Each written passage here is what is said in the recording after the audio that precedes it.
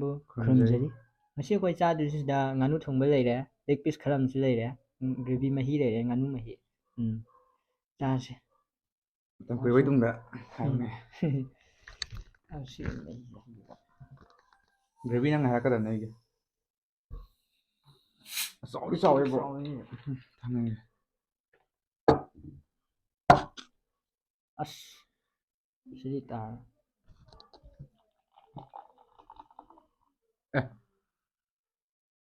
ꯂꯥꯒꯤ ꯃꯆꯨꯒ ꯑꯩ ꯂꯥꯒꯤ ꯃꯆꯨꯅꯤ ꯁꯤ ꯆꯥꯎꯋꯦ ꯖꯣꯔꯣ ꯑꯣꯜꯂꯛꯀꯅꯤꯀꯣ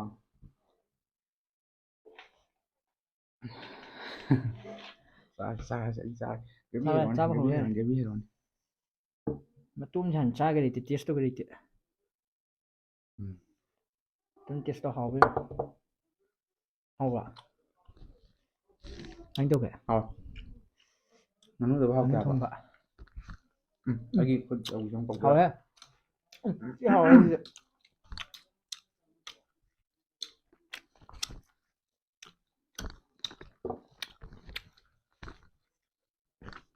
ꯈꯨꯠꯁꯦ ꯅꯨꯡꯉꯥꯏꯇ꯭ꯔꯦ ꯑꯃꯨꯛ ꯁꯤ ꯌꯥꯔꯕ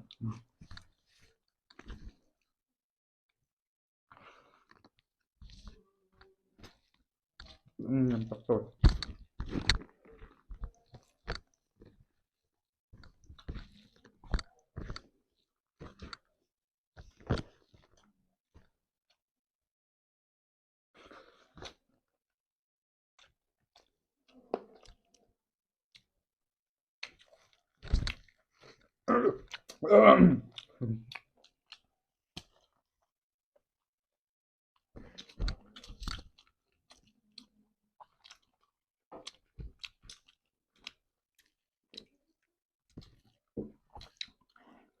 ꯃꯨꯛ ꯁꯥꯏꯅꯦ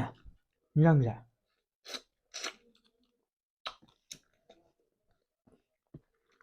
ꯅꯦꯞꯀꯤꯟꯅ ꯀꯗꯥꯏ ꯄꯣꯛꯇ꯭ꯔꯕꯣ ꯅꯪ ꯐꯔꯦ ꯅꯨꯡꯉꯥꯏꯇ꯭ꯔꯦ ꯁꯦꯝꯃꯝꯗꯦ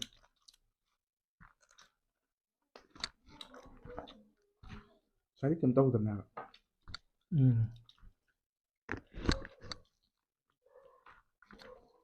ꯑꯩꯈꯣꯏ ꯃꯥ ꯊꯣꯡꯕꯁꯦ ꯃꯣꯔꯣꯛ ꯍꯦꯛꯇ ꯁꯥꯏꯕ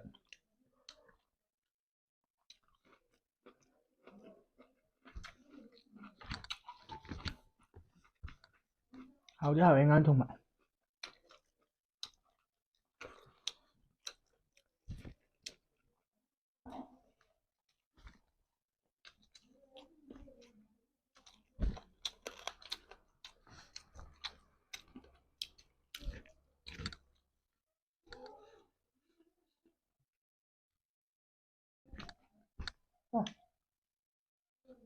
ꯃꯔꯨ ꯄꯜꯂꯕ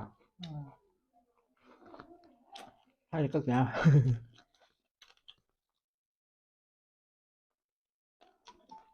ꯐꯩ ꯆꯥꯁꯦ ꯍꯥ ꯐꯩ ꯆꯥꯁꯦ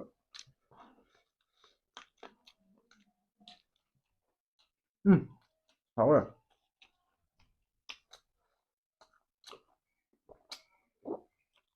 ꯁꯤ ꯍꯥꯎꯋꯦ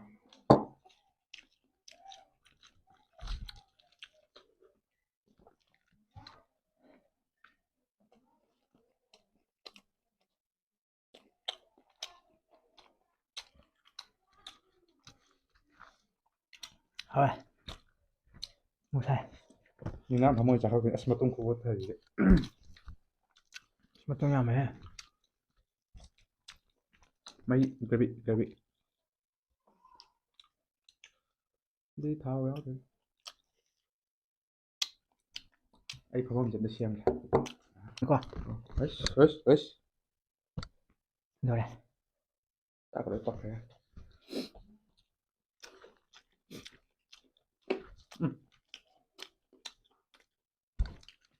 ꯉꯥꯅꯨꯅꯤꯅ ꯃꯔꯨ ꯈꯔ ꯌꯥꯎ ꯇꯥ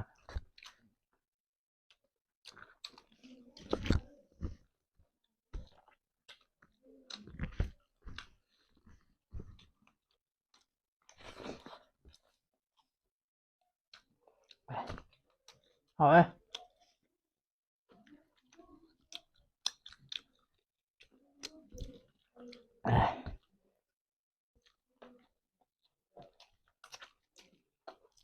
ꯆꯝꯄ꯭ꯔꯥ ꯀꯩꯗꯧꯗꯣꯏꯕ ꯆꯝꯄ꯭ꯔꯥ ꯆꯥꯕ ꯀꯥꯎꯔꯣ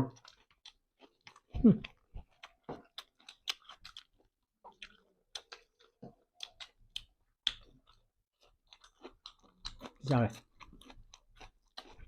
ꯆꯥꯎꯔꯦ ꯑꯗꯨꯝ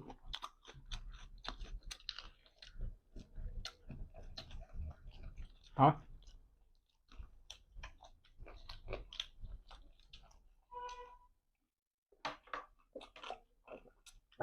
ꯌꯦꯟ ꯄꯥꯝꯅꯕ ꯆꯥꯡꯗꯣ ꯍꯥ ꯌꯦꯟ ꯄꯥꯝꯅꯕ ꯆꯥꯡꯗꯣ ꯉꯥꯅꯨ ꯆꯥꯔꯒ ꯌꯦꯟ ꯃꯈꯣꯡ ꯆꯥꯔꯣꯏꯕ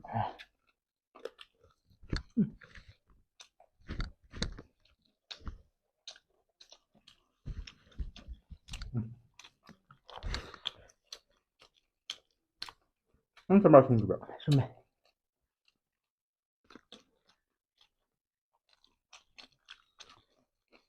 ꯆꯥꯛ ꯈꯤꯇ ꯍꯥꯞꯀꯦ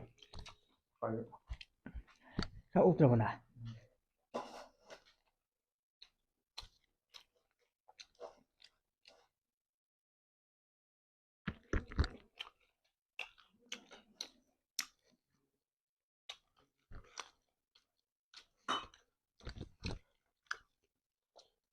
hảo ra rồi anh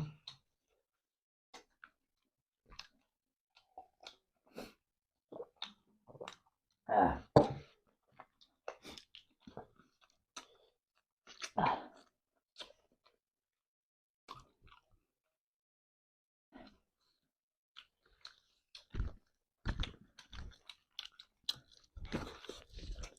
ꯑꯗꯣ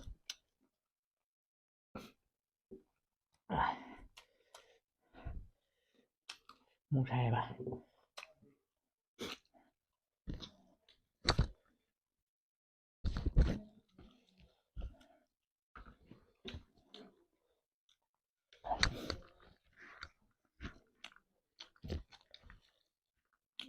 ꯆꯥꯁꯤ ꯅꯨꯗꯜꯁꯦ ꯀꯔꯝ ꯀꯥꯟ ꯆꯥꯁꯦ ꯍꯥꯏꯅꯣ khăn ra hay tới ra rồi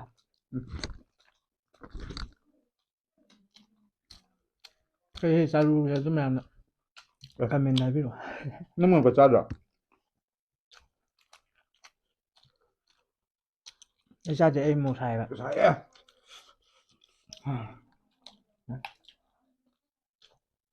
xong ba với mấy xin mà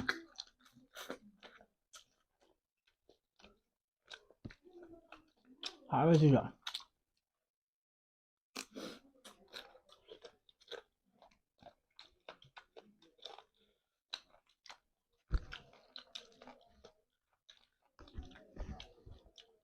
gì đó mà bốn không vậy nó gì đó cái tập bán không vậy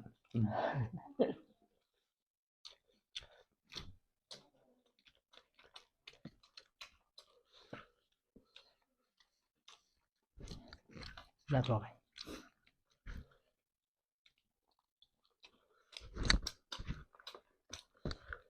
ꯕꯥ ꯃꯣꯔꯣꯛ ꯁꯥꯃꯜꯂꯛꯃꯟꯈ꯭ꯔꯦ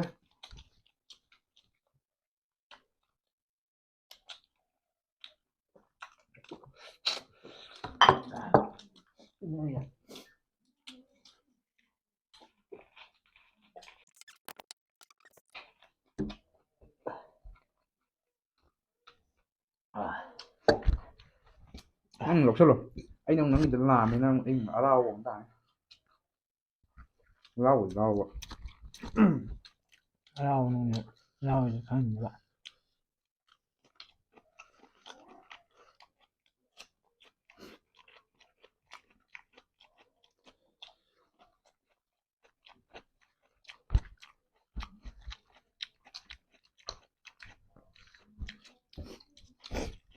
này kiếm chút bữa chắc nhưng mà xanh xong rồi ra đã ấy lớp bữa rồi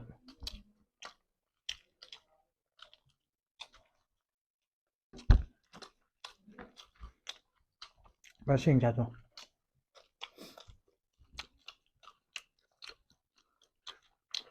hai cái hàng này luôn cũng cho vậy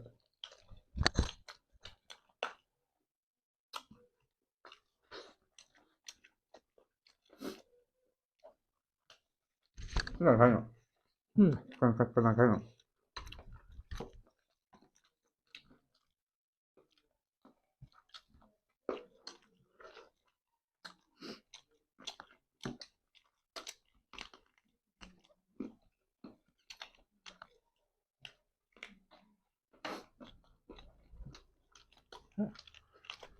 ꯅꯪꯗꯤ ꯄꯩꯁꯥ ꯂꯣꯏꯕ ꯉꯥꯅꯨ ꯃꯍꯤ ꯂꯨꯄꯥ ꯆꯥꯒꯦꯔꯥ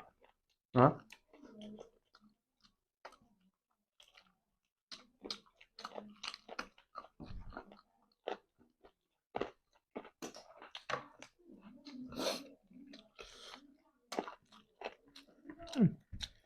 ꯐꯖꯅ ꯃꯆꯤꯟꯒ ꯌꯥꯗꯦ ꯑꯩꯗꯤ ꯊꯣꯛꯅꯤꯡꯕꯅꯤ ꯐꯖꯕ ꯌꯦꯡꯒꯦ ꯅꯪ ꯑꯩꯗꯤ ꯀꯃꯥꯏꯅ ꯇꯧꯋꯦ ꯁꯤ ꯇꯧꯖ ꯌꯥꯏ ꯇꯧꯋꯦ ꯌꯥꯝ ꯐꯖꯩ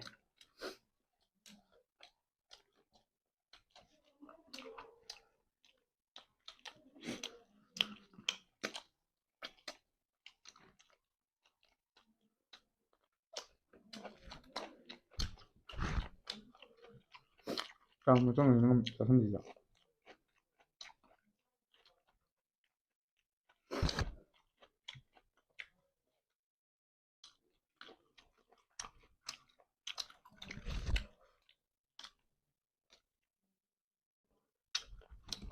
ꯆꯥꯛ ꯈꯤꯇꯪ ꯍꯥꯞ ꯆꯥꯁꯤꯔꯥ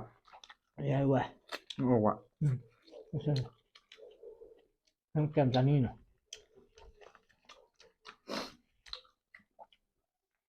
ꯑꯆꯥ ꯃꯇꯣꯡ ꯁꯤ ꯃꯇꯣꯡꯅꯤ ꯂꯥꯁ ꯕꯥꯏꯠ ꯇꯧꯒꯦ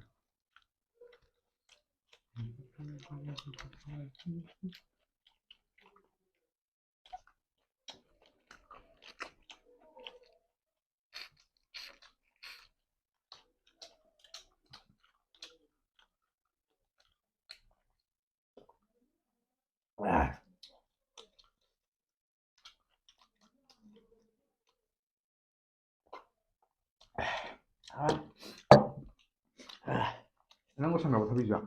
ꯑꯩ ꯂꯣꯏꯔꯦ ꯅꯪ ꯆꯥꯎ ꯑꯩ ꯄꯨꯛ ꯊꯜꯂꯦ ꯅꯪ ꯆꯥ ꯉꯝꯅꯤ ꯅꯪ ꯆꯦꯡꯅꯦ ꯑꯩ ꯂꯣꯏꯔꯦ ꯅꯪ ꯆꯥꯊꯣꯛ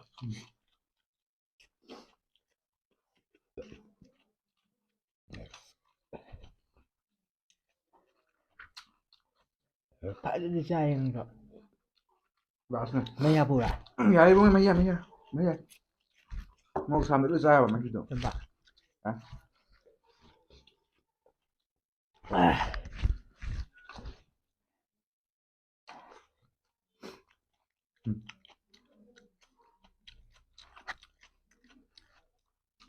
ꯃꯣꯔꯣꯛ ꯁꯥꯗ꯭ꯔꯣ ꯅꯪ ꯃꯣꯔꯣꯛ ꯌꯥꯝ ꯆꯥꯕꯅꯦ ꯅꯪ ꯂꯣꯏꯔꯦ ꯍꯥꯏꯅꯤꯡꯉꯕ ꯁꯤ ꯆꯥꯛꯇ ꯁꯨꯝ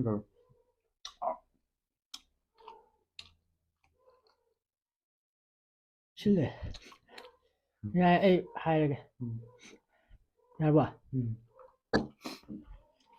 ꯃꯤꯆꯤꯒ ꯂꯣꯏ ꯈꯠꯂꯒ ꯚꯤꯗꯤꯑꯣ ꯌꯦꯡꯕꯤꯕꯒꯤꯗꯃꯛꯇ ꯃꯌꯥꯝꯕꯨ ꯊꯥꯒꯠꯆꯔꯤ ꯂꯥꯏꯛ ꯁꯤꯌꯔ ꯁꯕꯁꯀ꯭ꯔꯥꯏꯕ ꯇꯧꯕꯤꯔꯝꯃꯣ Thank you for watching.